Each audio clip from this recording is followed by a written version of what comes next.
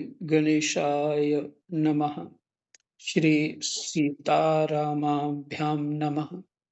श्री हनुमते नमः। श्री उमापते नमः। श्री गुरुवे नमः। सब संतन की जय जय। जय जय सीताराम। राधे श्याम।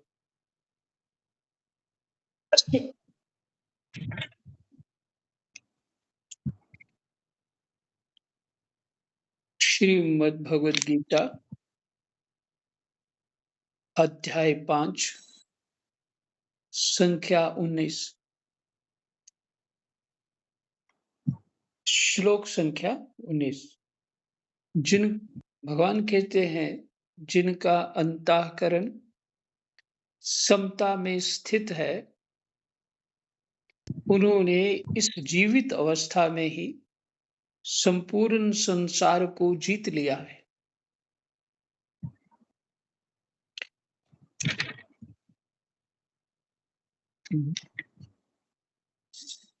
गीता जी को कोई भी व्यक्ति ठीक से सुन ले, समझ ले, पढ़ ले ठीक से, तो सभी जो हमारे प्रश्न हैं उनके उत्तर हो जाते हैं और विशेष शांति होती है हृदय में। फिर से, जिनका अंतःकरण समता में स्थित है, उन्होंने इस जीवित अवस्था में ही संपूर्ण संसार को जीत लिया है, अर्थात वे जीवन मुक्त हो गए हैं, क्योंकि ब्रह्म निर्दोष और सम है, इसलिए वे ब्रह्म में ही स्थित हैं। ब्रह्म जो है निर्दोष और सम है, और जिनका अंतःकरण समता में स्थित है। तो ये का समत्व ही योग है। तो पीछे सुन चुके हैं आप।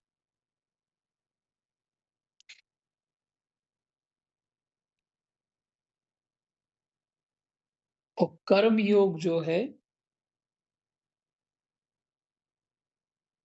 उसमें समत्व आ रहा है, जो भी आप सुन रहे हैं।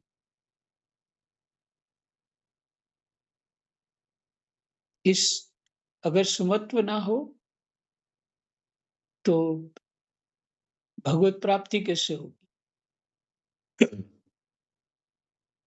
स्वामी जी की व्याख्या है, परमात्म तत्व में स्थित हुए महापुरुष की पहचान है बुद्धि में समता आना।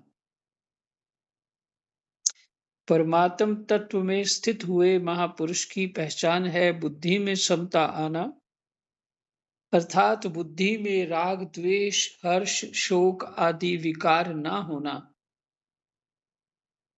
बुद्धि में राग द्वेष हर्ष शोक आदि विकार ना होना। और यदि जीव में ऐसा है, राग द्वेष हर्ष शोक आदि है, तो कर्म योग कैसे कर पाएगा?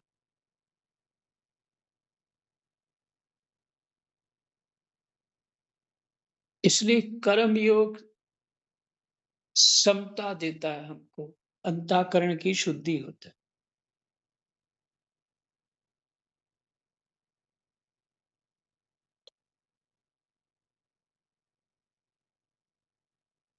जिसकी बुद्धि में समता में जिसकी बुद्धि समता में स्थित हो गई है, उसे जीवन मुक्त समझना चाहिए। संख्या 20।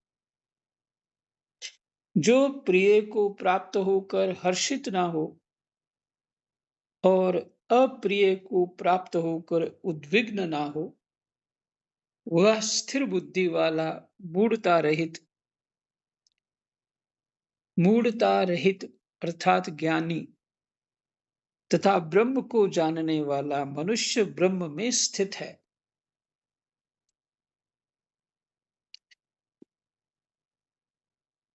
जो प्रिय को प्राप्त होकर हर्षित ना हो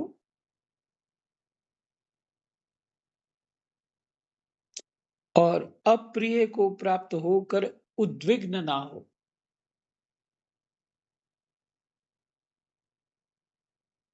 ये पीछे आपसे चर्चा हो चुकी है कि मन के अनुकूल कुछ भी हुआ तो बड़े प्रसन्न हो गए, भगवान की बड़ी कृपा है।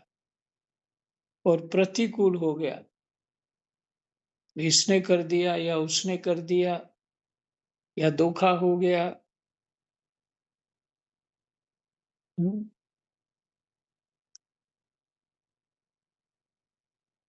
अप्रिय जो लग रहा है, इसका अर्थ है उसका अंतःकरण शुद्ध नहीं है।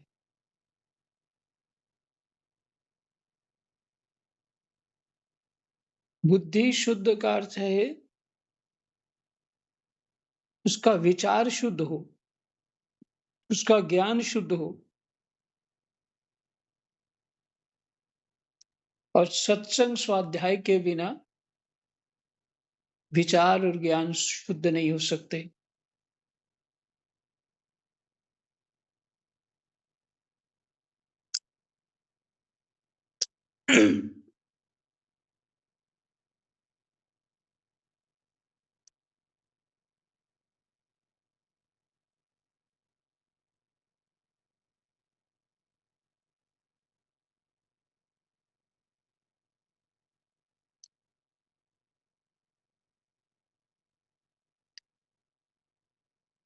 जो प्रिय को प्राप्त होकर हर्षित ना हो और अप्रिय को प्राप्त होकर उद्विग्न ना हो, वह स्थिर बुद्धि वाला ज्ञानी तथा ब्रह्म को जानने वाला मनुष्य ब्रह्म में स्थित है। स्वामी जी क्या लिखते हैं? जीवन मुक्त महापुरुष को प्रियता और अप्रियता का ज्ञान तो होता है, पर उसके कहलाने वाले अंतःकरण में राग द्वेष हर्ष शोक आदि विकार नहीं होते।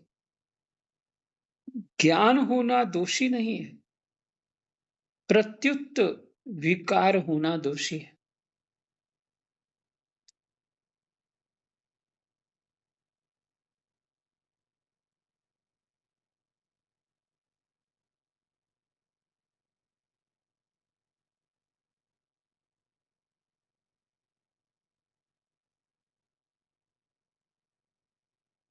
ज्ञान होना दोषी नहीं है, ज्ञान होना दोषी नहीं है, प्रत्युत विकार होना दोषी है। ब्रह्म को जानने से अहम मिट जाता है, अपना आप अपना व्यक्तित्व वो अनुभव नहीं करता, उसको महत्व नहीं देता। अहम मिटने से ब्रह्म को जानने वाला नहीं रहता। जब अहम मिटता है तो परमात्मा को जानने वाला कैसे रह सकता है? जानने वाला वही होता, कोई दूसरा। तो अहम ही मिट गया तो जानने वाला नहीं रह सकता, वो ब्रह्म में ही समाहित हो गया। प्रत्युत एक ब्रह्म ही ब्रह्म रह जाता है।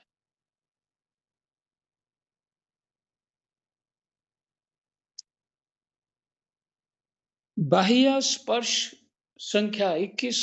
बाह्य स्पर्श अर्थात प्राकृत वस्तु मात्र के संबंध में, बाह्य स्पर्श में आसक्ति रहित अंतःकरण वाला साधक अंतःकरण में जो सात्विक सुख है उसको प्राप्त होता है। फिर वह ब्रह्म में अभिन्न भाव से स्थित मनुष्य अक्षय सुख का अनुभव करता है। पीछे आप सुन चुके हैं, द्वंद्व रहित होता है। बाह्य स्पर्श, कोई सर्दी गर्मी का स्पर्श अच्छा लगना या किसी को स्पर्श करना तो अच्छा लगना, तो उसमें में आसक्ति रहित अंतःकरण वाला साधक अंतःकरण में जो सात्विक सुख है, वो बाह्य सुख को नहीं ले रहा, स्पर्श सुख नहीं उसको भाता, और भीतर का जो सात्विक सुख है, सात्विक सुख में शांति होती, उसको प्राप्त होता है, उसको वो पा लेता है। फिर वह ब्रह्म में अभिन्न भाव से स्थित मनुष्य अक्षय सुख का अनुभव करता है। अभिन्न भाव से स्थित मनुष्य, इसको ये नहीं ज्ञान रहता है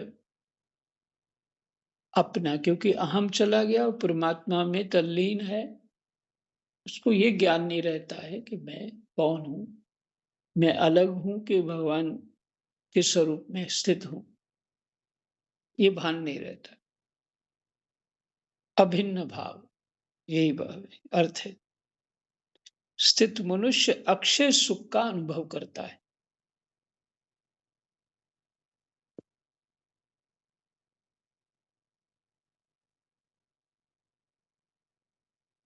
व्याख्या।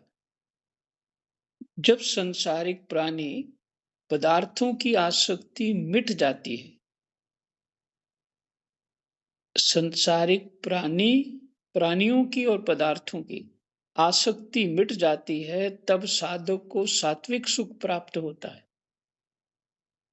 जब साधक सात्विक सुख का भी उपभोग नहीं करता और उसमें संतोष नहीं करता, तब उसे अखंड सुख का अनुभव होता है। सात्विक सुख तो प्राकृत होने से खंडित होता रहता है, क्योंकि सत्व रज और तम, तो उत्तम तो सात्विक ही है। सात्विक सुख को ही स्वर्ग कहा है, पर वो उसमें संतोष नहीं करता।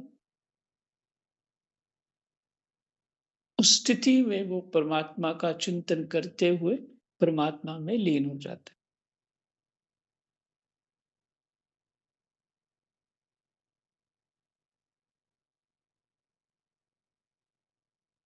पर अखंड सुख कभी खंडित नहीं होता, प्रत्युत निरंतर एक रस रहता है। यह अखंड सुख मोक्ष का सुख है। संख्या 22।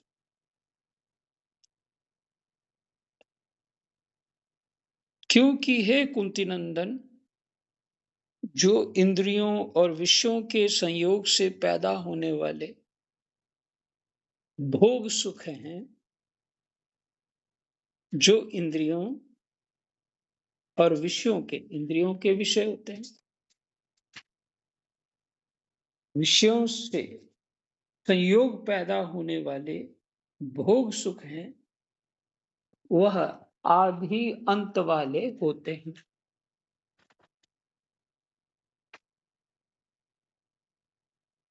वह आदि अंत वाले और दुख के ही कारण है। आदि अंत वाले होते हैं और दुख के ही कारण हैं।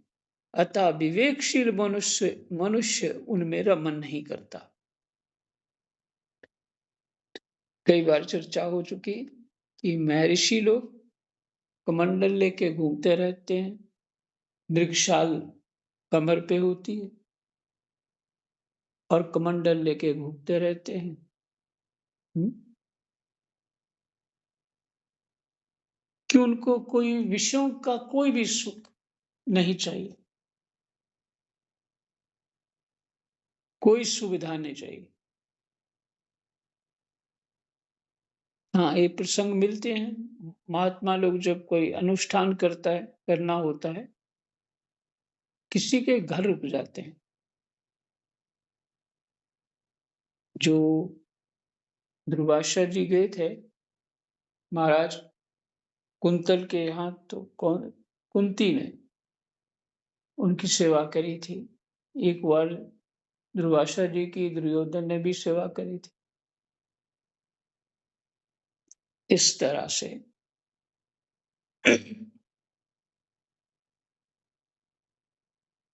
महात्मा लोग रुकते थे, नहीं तो विचरते रहते अपनी मस्ती में। जब कोई अनुष्ठान करना है अथवा चतुर्मास निर्वाह करना है, तब ऐसा करते। ये तो अपनी मस्ती में रहते। विषयों का कोई भी सुख, स्वाद का सुख, स्पर्श का सुख, देखने का सुख, सुनने का सुख, सूंघने का सुख नहीं। इन सुखों में वो लिप्त होते ही नहीं, यही अभ्यास करते हैं।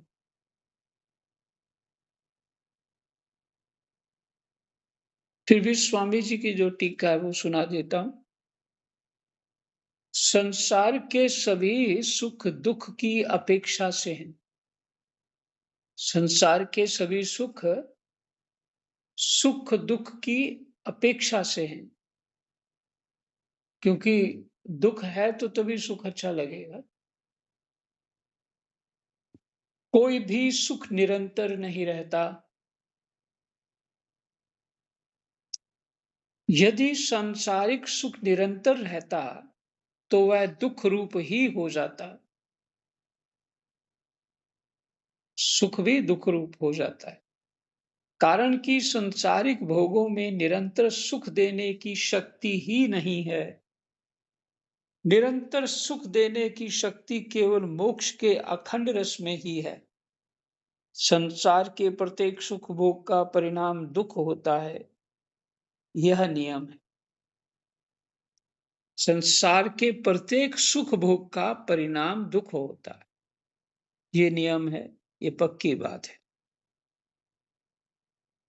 सांसारिक सुख मिलने और बिछुड़ने वाला है, जबकि स्वयं निरंतर निरंतर ज्यों का त्यों रहने वाला है। सांसारिक सुख जो है मिलता है और बिछुड़ जाता है, और जबकि स्वयं निरंतर ज्यों का त्यों रहने वाला है जीव। सांसारिक सुख स्वयं का साथी नहीं है। इसलिए विवेकी साधक सांसारिक भोगों की प्राप्ति में सुखी और अप्राप्ति में दुखी नहीं होता। ये तो सुख और दुख आने जाने वाले हैं, इनकी तरफ ध्यान मत दो। जो हमें साधना के लिए करना है उसी की तरफ ध्यान दो।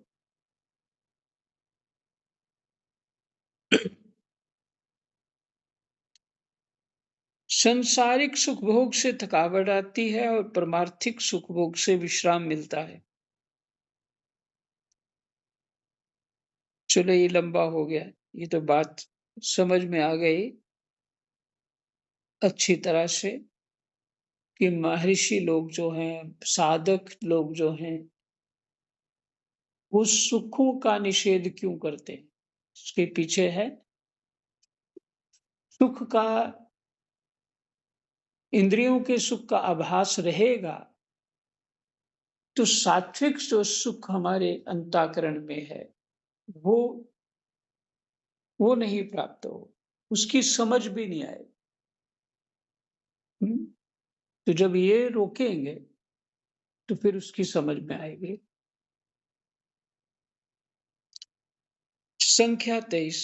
इस मनुष्य शरीर में जो कोई मनुष्य शरीर छूटने से पहले ही काम क्रोध से उत्पन्न होने वाले वेग को सहन करने में समर्थ होता है, वह नर योगी है और वही सुखी है।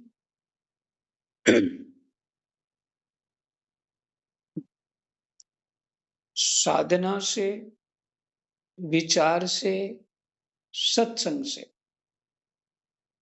साधना से, विचार से, सत्संग से, ही जीव समर्थ हो पाता है, अन्यथा नहीं। जो मनुष्य केवल संख्या 24,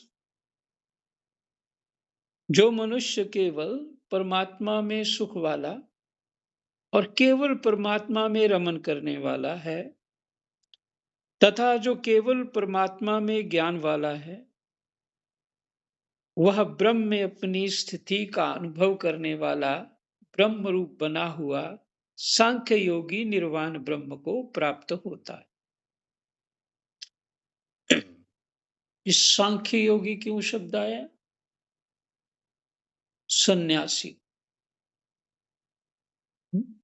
जिसने कोई कर्म भी नहीं करना, साधन भजन ही करते रहना और कोई कर्म नहीं करना, भिक्षा मांग के खा लेना और यहां तहां अपना जो भी स्थिति हो और पड़ा रहता है और भजन साधन करता रहता है। वही वास्तव में सच्चा सन्यासी।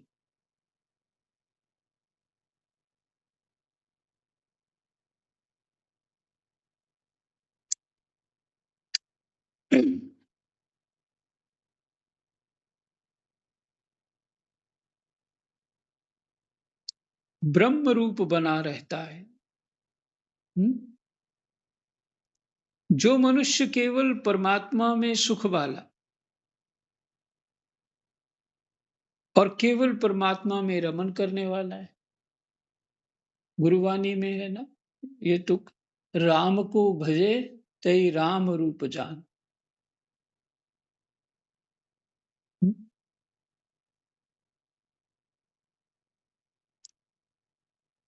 परमात्मा में सुख वाला और केवल परमात्मा में रमन करने वाला है, तथा जो केवल परमात्मा में ज्ञान वाला है, परमात्मा का ही ज्ञान है जिसको, प्रकृति का नहीं रह जाएगा। वह ब्रह्म में अपनी स्थिति का अनुभव करने वाला सांख्य योगी निर्वाण ब्रह्म को प्राप्त होता है।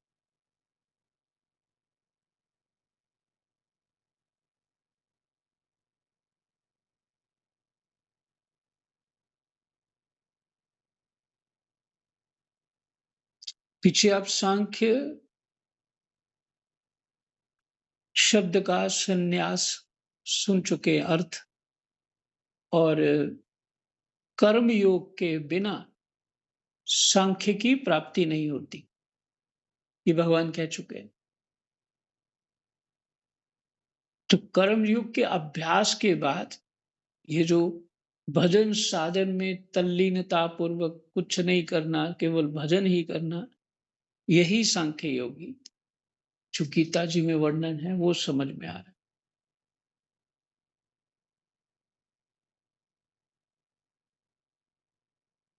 नाम भूल गया मैं।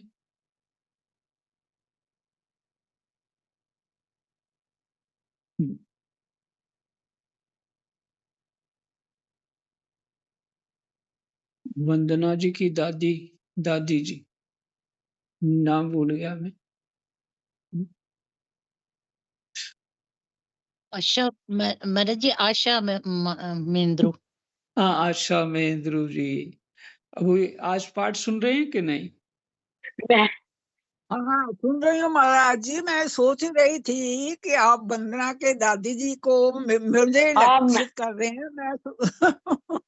मैं भी यही सोच रही थी मम्मी, मेरे बच्चों की दादी हाँ, महाराज जी। नहीं ऐसे नहीं, तो वंदना की दादी नहीं है, वंदना के तो वो राधेश। संख्या 25, जिनका शरीर मन बुद्धि इंद्रियों सहित वश में है, जिनका शरीर मन बुद्धि इंद्रियों सहित वश में है, जो संपूर्ण प्राणियों के हित में रत है, जो संपूर्ण प्राणियों के हित में रत है, जिनके संपूर्ण संशय मिट गए हैं, जिनके संपूर्ण दोष नष्ट हो गए हैं, वे विवेकी साधक निर्वाण ब्रह्म को प्राप्त होते हैं।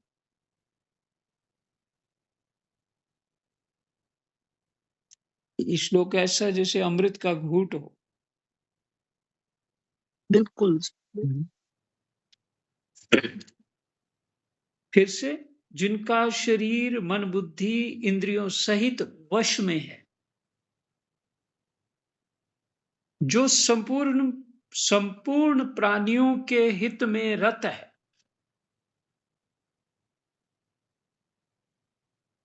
ऐसे महापुरुष का दास ने दर्शन किया हुआ है। संपूर्ण प्राणियों के हित में रत हैं, जिनके संपूर्ण संशय मिट गए हैं, जिनके संपूर्ण दोष नष्ट हो गए हैं, वे विवेकी साधक निर्वाण ब्रह्म को प्राप्त होते हैं। संख्या 26।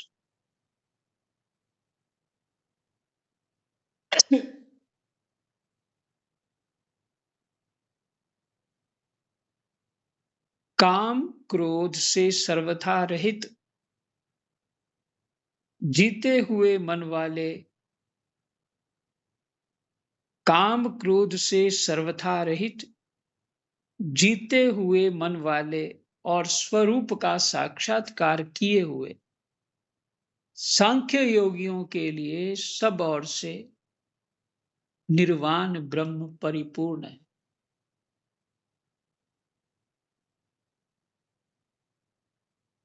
सांख्य योगियों के लिए सब ओर से,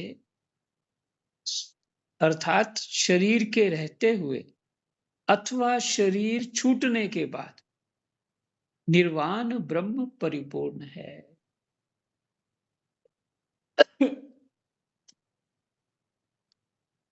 संख्या 27 और 28। बाहर के पदार्थों को बाहर ही छोड़कर और नेत्रों की दृष्टि को मोहों के बीच में स्थित करके तथा नासिका में विचरने वाले प्राण और अपान वायु को सम करके, फिर से, बाहर के पदार्थों को बाहर ही छोड़कर और नेत्रों की दृष्टि को मोहों के बीच में स्थित करके तथा नासिका में विचरने वाले प्राण और अपान वायु को सम करके, जिसकी इंद्रियां मन और बुद्धि अपने वश में हैं, जो केवल मोक्ष परायण है तथा जो इच्छा भय और क्रोध से सर्वथा रहित है, वह मुनि सदा मुक्त ही है। वह मुनि सदा मुक्त ही।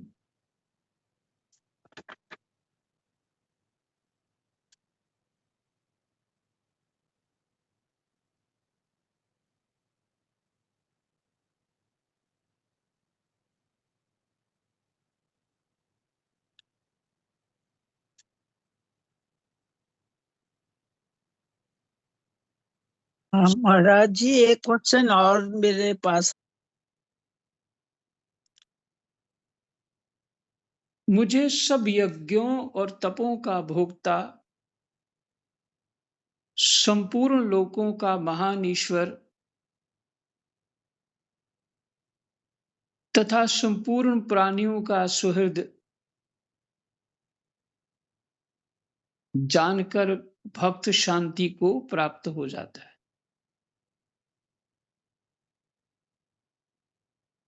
मुझे सब यज्ञों और तपों का भोक्ता,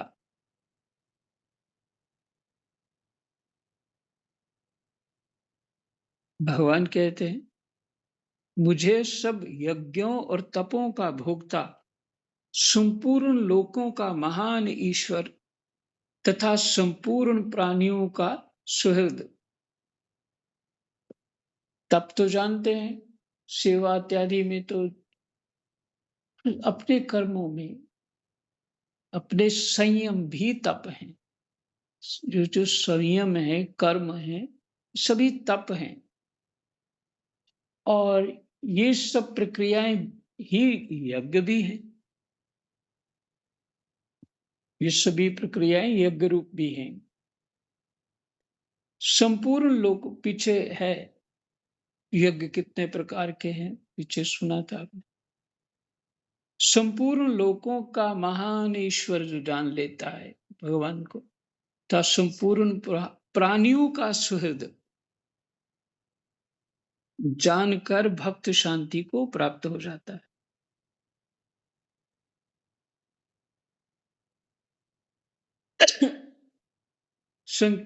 आगे व्याख्या है। भगवान केवल यज्ञों और तपों के भोक्ता ही नहीं, प्रत्युत भक्तों के द्वारा होने वाली संपूर्ण क्रियाओं के भोक्ता भी हैं। प्रेम के भोक्ता भी भगवान ही हैं। कोई किसी को नमस्कार करता है तो उसके भोक्ता भी वही हैं। कोई किसी देवता का पूजन करता है तो उसके भोक्ता भी वही हैं। देखो स्वामी जी वो ये सारा जीवन उन्होंने गीता जी का चिंतन किया, तो बुद्धि और गहरी गहरी उतरती जाती है। और जिस तरह गीता जी का अध्ययन करता है जी, और संसार में साथ साथ जो व्यवहार कर रहा होता है, उसमें अध्यास कर रहा होता है। तो अध्यास किस चीज का? जो वो गीता जी को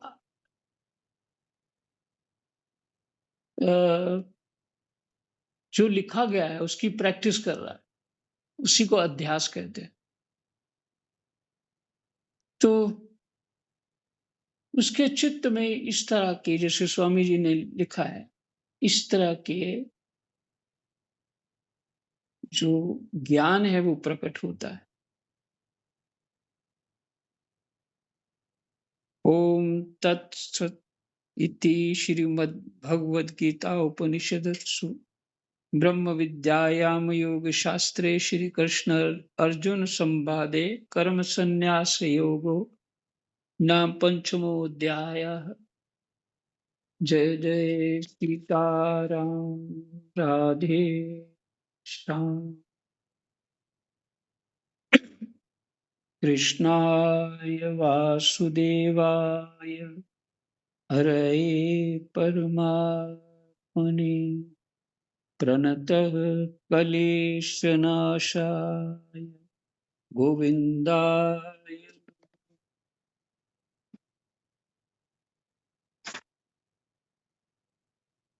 प्रभु कृपा से हमारा